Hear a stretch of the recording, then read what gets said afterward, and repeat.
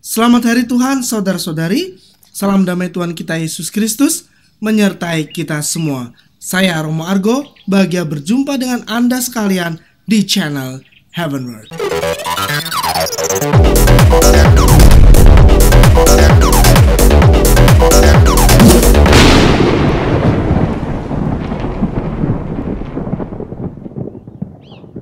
Saudara-saudari yang terkasih, dalam video kali ini saya tidak berbicara mengenai Injil hari ini, tetapi saya akan berbicara tentang Injil Markus bab 3 ayat 11-12 yang dibacakan pada hari Kamis lalu.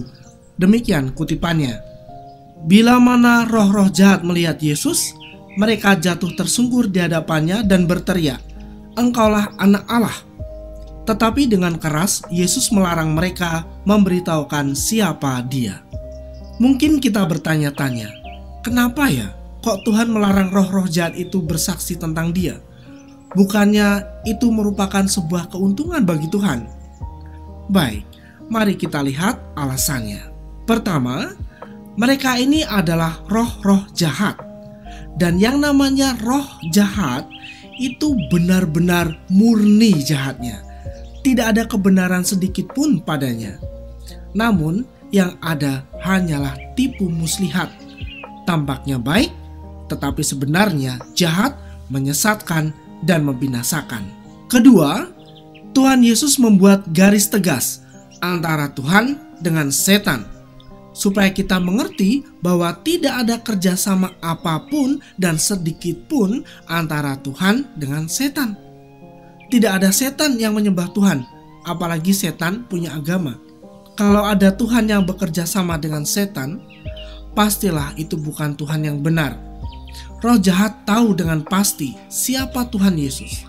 Namun tidak ada roh jahat yang menyembahnya. Dan Tuhan tahu kepura-puraan roh-roh jahat itu yang sejatinya adalah pendusta. Kita lihat di zaman sekarang ini, banyak orang datang kepada roh-roh jahat meminta pertolongan. Mereka pikir roh-roh ini berasal dari Tuhan, karena menggunakan doa-doa Katolik bisa membuat toko menjadi laris, bisa menyembuhkan dan melakukan mukjizat-mukjizat yang lain. Tuhan tidak memerlukan dukun, orang pintar, atau siapapun juga, karena Dia adalah Maha Kuasa. Yang diinginkan Tuhan Yesus adalah manusia datang kepadanya, beriman yang utuh dan pasrah kepadanya, baik dalam suka maupun duka, baik dalam kebahagiaan maupun dalam penderitaan. Ketiga, Tuhan Yesus menghendaki kita, anak-anaknya, untuk bersaksi tentang Dia.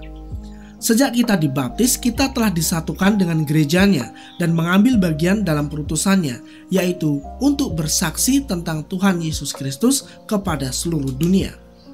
Kita bersaksi melalui pewartaan dan juga melalui sikap hidup kita yang seturut dengan firman Tuhan yang telah kita terima. Ini menjadi tanggung jawab kita, anak-anaknya, dan bukan menjadi tanggung jawab setan yang jelas-jelas merupakan musuh Allah. Demikianlah mengapa Tuhan Yesus melarang roh-roh jahat bersaksi.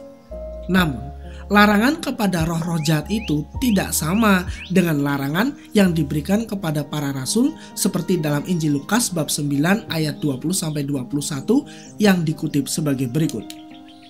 Yesus bertanya kepada mereka, "Menurut kamu siapakah aku ini?" Jawab Petrus, "Mesias dari Allah."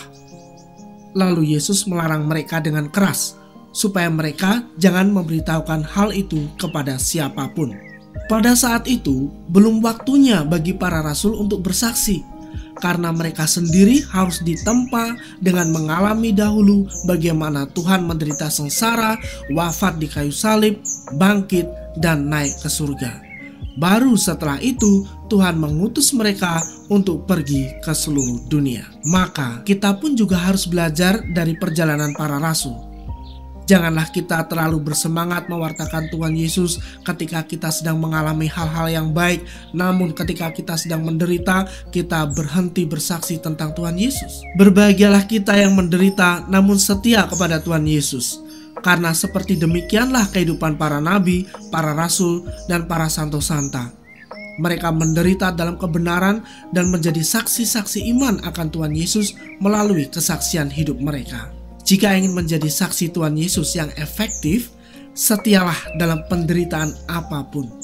Karena seperti Tuhan pun menderita dan setia hingga akhir, kita pun setia hingga akhir hidup kita. Tuhan Yesus mengasihi dan memberkati kita semua.